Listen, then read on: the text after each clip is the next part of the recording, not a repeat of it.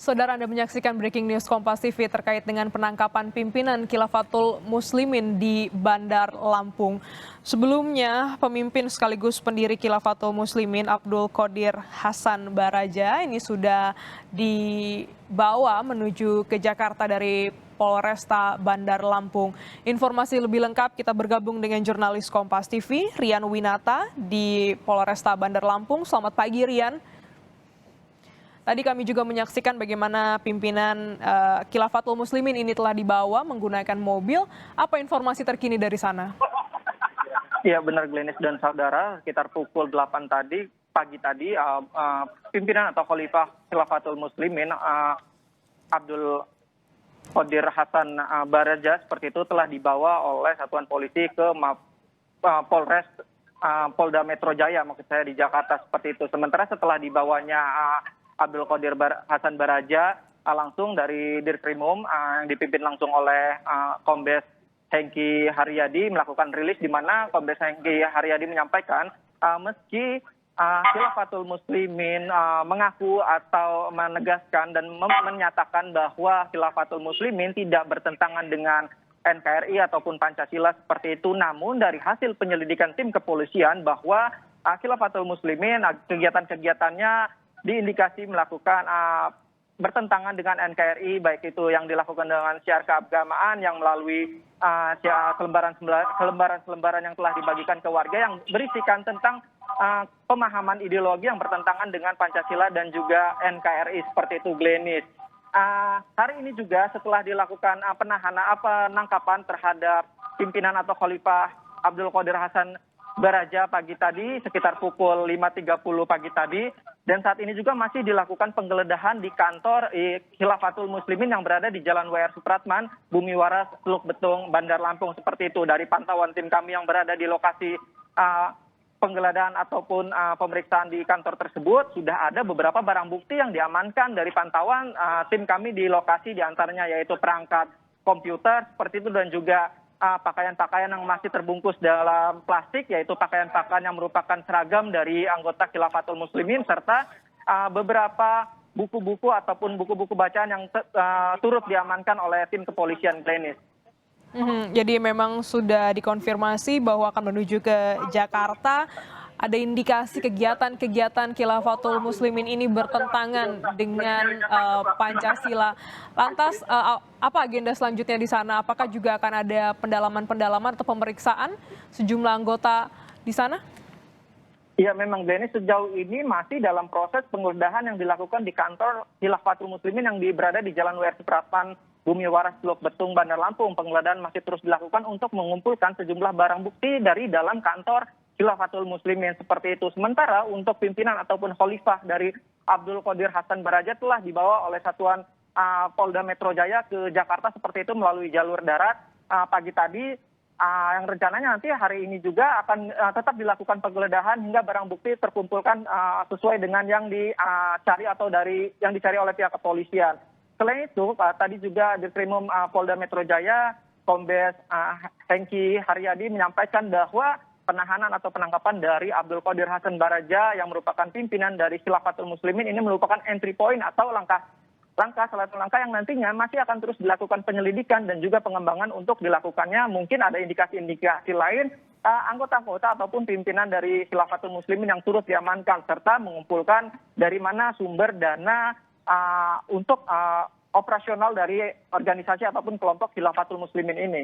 Lenis. Ya, penangkapan ini merupakan langkah awal untuk mendalami terkait dengan Khilafatul Muslimin, terutama struktur dan juga pendanaan di Bandar Lampung ataupun sejumlah daerah lainnya. Terima kasih Rian Winata, jurnalis Kompas TV langsung dari Polresta Bandar Lampung.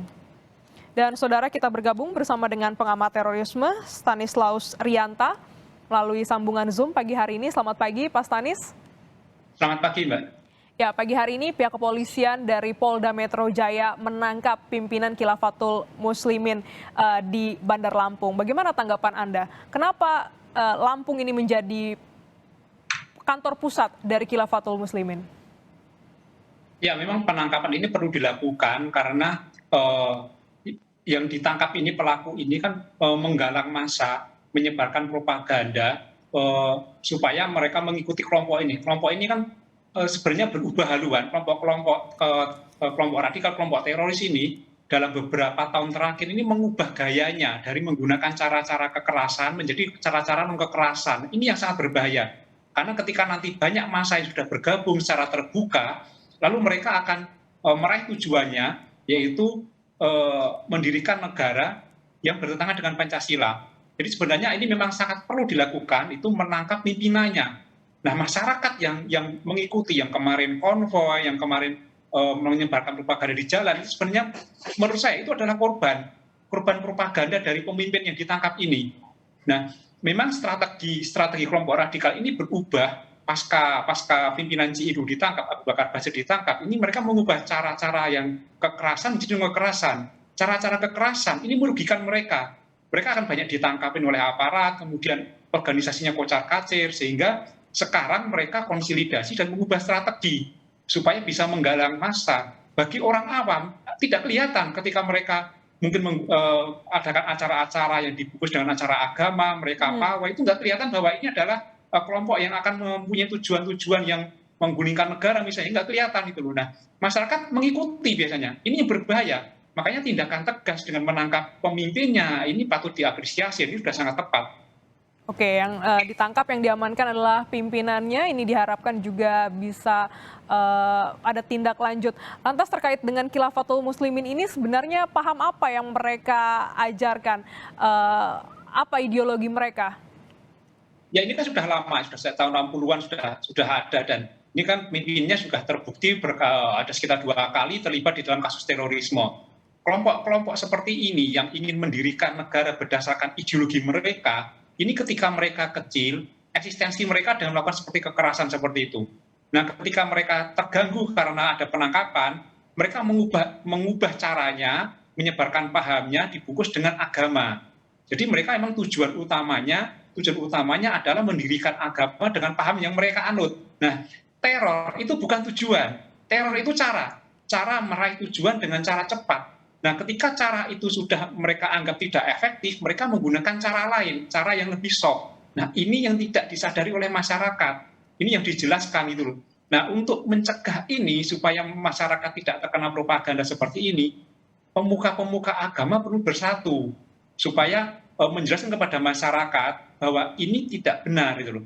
Cara-cara ini tidak benar, paham ini tidak benar. Kalau tidak ada suara yang kompak, tidak ada satu suara dari para pemuka agama apapun, kita akan keteteran menghadapi kelompok-kelompok seperti ini. Jadi termasuk juga kalau kita lihat visual dari kantor pusat sekaligus masjid dari Khilafatul Muslimin di Bandar Lampung ini dekat dengan masyarakat, dengan pusat keramaian, dan menurut laporan jurnalis Kompas TV, mereka tidak menyangka bahwa tidak ada kegiatan yang begitu berarti yang dianggap radikal begitu dengan kegiatan Khilafatul Muslimin. Ini adalah bentuk-bentuk dari perubahan strategi mereka untuk berbaur di tengah masyarakat. Ya, itu strategi mereka. Mereka seolah-olah menjalankan kegiatan agama biasa, mereka berbuat baik di masyarakat sehingga masyarakat terpedaya mau bergabung dengan mereka. Ketika sudah eksis kelompok mereka dan masyarakat sudah bersatu dengan mereka, maka mereka mulai menggeser tujuannya mengarah kepada meraih kekuasaan untuk mendirikan negara dengan paham mereka. Ini yang berbahaya. Nah, tahapan saat ini tahapan menggalang massa. Massa sudah digalang, mereka berbuat baik. Ketika sudah menyatu dalam kelompok, pelan-pelan mereka akan diarahkan untuk sesuai dengan ideologinya. Nah, langkah cepat memang harus dilakukan. Pimpinannya ditangkap. Karena masyarakat ini adalah korban dari propaganda. Siapa yang menjadi target untuk perekrutan anggota ini? Adakah kelompok-kelompok tertentu? Ya, semua orang akan ditarget, tetapi memang usia rentang yang paling mudah ditarget adalah usia anak-anak muda. Kita lihat pelaku-pelaku teror kebanyakan usia remaja akhir. Jadi mulai 17 hingga 30 itu rata-rata di situ, usia di situ. Bahkan pelaku-pelaku lone wolf itu pun di situ. Ini adalah target mereka, karena pada usia-usia ini, remaja akhir ini menjelang dewasa, itu butuh eksistensi, butuh jati diri. Nah, inilah kerentanan yang dimasuki oleh kelompok radikal pelaku teror. Mereka memanfaatkan anak muda. Nah, sebenarnya mereka ini kan korban propaganda yang harus ditangkap, di proses hukum. Yang diburu pertama kali adalah pelakunya, ideolognya yang menyebarkan propaganda ini yang ditangkap. Karena kalau hanya menangkap orang-orang di lapangan, mereka sebenarnya kan korban, akan muncul terus seperti ini. Jadi memang ini perlu diapresiasi bagaimana penangkapan pimpinan dari Khilafatul Muslimin. Lantas juga bagaimana dengan sebenarnya apakah mereka juga akan mempunyai kegiatan-kegiatan, sebenarnya kegiatannya seperti apa? Apakah dari satu pengajian ke pengajian lain untuk fokus merekrut anggota, atau mereka juga punya kegiatan untuk bisa menyerang masyarakat, menyerang aparat begitu? Ya, untuk kelompok-kelompok seperti ini mungkin kalau untuk menyerang masih jauh. Tapi mereka memang targetnya adalah menggalang massa. Mereka menggalang massa, mendapat simpati massa, dan mereka mengemas dengan kegiatan-kegiatan agama. Ini yang menyulitkan aparat. Ketika mereka mengemas dalam kegiatan agama, ketika aparat nanti represif, pasti akan dilakukan propaganda bahwa aparat anti agama. Mereka sengaja berlindung di balik ini untuk supaya aparat hati-hati ketika akan menindak mereka gitu loh. Tapi untung aparat bertindak cepat dengan bukti-bukti yang dimiliki, jangan sampai terlambat. Ketika mereka sudah bisa menggalang massa, bahkan mereka di dalam kelompok lain itu malah bisa masuk dalam partai politik juga, masuk dalam partai politik, masuk dalam ormas yang sudah eksis, ini berbahaya. Baik. Jadi mereka bisa lebih mudah menggalang massa. Baik, ini dianggap berbahaya karena semakin dibiarkan Khilafatul Muslimin ini bisa semakin cepat merekrut anggota dan juga bisa mewujudkan bagaimana ideologi-ideologi mereka dalam sebagai organisasi masyarakat. Terima kasih Stanislaus Rianta, pengamat terorisme, telah bergabung di Breaking News Kompas TV pada pagi hari ini. Sehat selalu. Makasih, Mbak. Dan saudara, berikut pernyataan singkat Kombes Ezulpan, Kabid Humas Polda Metro Jaya. Ya, jadi bisa saya sampaikan kepada seluruh pemirsa bahwa Polda Metro Jaya telah melakukan penangkapan terhadap pimpinan tertinggi Khilafatul Muslimin, Saudara Abdul Qadir Baraja, yang dilakukan oleh tim dari Polda Metro Jaya, dipimpin langsung oleh Dirkrim Polda Metro Jaya, Kombes Hengki Haryadi.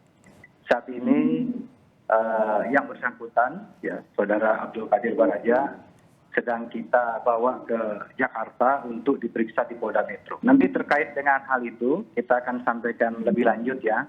Saya hanya bisa memberikan pernyataan awalan pembenaran bahwa penangkapan dilakukan oleh tim Polda Metro Jaya sesuai dengan komitmen kita di awal, sesuai dengan perintah Bapak Kapolda bahwa kita akan membentuk tim dalam rangka mengusut terkait dengan kegiatan Khilafatul Muslimin yang ada di wilayah Jakarta.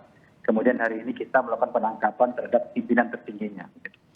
Hanya satu orang atau berapa Pak yang ditangkap dalam penangkapan hari ini? Nanti kami sampaikan lebih lanjut Mbak ya, mohon waktu karena tim sedang perjalanan dari Lampung ke Polda Metro. Kombes Hengki Haryadi di Reskrimum Polda Metro Jaya menyatakan sesuai penyelidikan bahwa kegiatan Ormas Khilafatul ini bertentangan dengan Pancasila dan banyak menebar kebohongan atau hoaks. Ini merupakan rangkaian daripada penyidikan kami terhadap tindak pidana organisasi masyarakat yang menganut, mengembangkan, menyebarkan ajaran ataupun paham yang bertentangan dengan Pancasila, serta penyebaran berita bohong sehingga dapat menimbulkan keonaran ataupun kegaduhan di masyarakat, baik masyarakat secara umum dan juga di kalangan umat Muslim itu sendiri. Jadi rekan-rekan sekalian, tersangka yang kita amankan dengan inisial APG, Abdul Qadir Hasan Baraja, yang merupakan ex-napiter, mantan narapidana kasus terorisme, 2 kali ditahan 3 tahun dan 13 tahun. Dalam hasil penyelidikan kami, ternyata ada hal yang sangat kontradiktif dari apa yang disampaikan oleh pimpinan-pimpinan Khilafatul Muslimin Ormas ini, baik petinggi yang saat ini kita tangkap maupun petinggi-petinggi yang ada di wilayahnya, yang menandakan bahwa kegiatan mereka tidak bertentangan dengan Pancasila. Namun setelah kami analisis dari penyelidikan ini, kami temukan peristiwa pidana. Ternyata kegiatan-kegiatan yang dilaksanakan oleh ormas ini baik ormas yang tidak terdaftar maupun ormas yang berbadan hukum, ternyata kegiatan ini sangat bertentangan dengan Pancasila. Sebagai contoh, ya, mereka memiliki website, kemudian di dalamnya ada YouTube, ada video ceramah mereka, kemudian ada buletin yang setiap bulan diterbitkan, ada penerbitnya di Sukabumi, kemudian juga ada leaflet ya, atau selebaran yang setelah kami analisis dari berbagai keterangan ahli, baik ahli agama Islam, ya, dalam hal ini literasi Islam dan ideologi Islam, dari Kemenkumham, ahli bahasa, ahli pidana dan lain sebagainya, menyatakan bahwa ini merupakan delik ataupun perbuatan melawan hukum terhadap Undang-Undang Ormas dan juga Undang-Undang Nomor 1 tahun 46 tentang penyebaran berita bohong yang dapat menimbulkan keonaran. Nah, di sini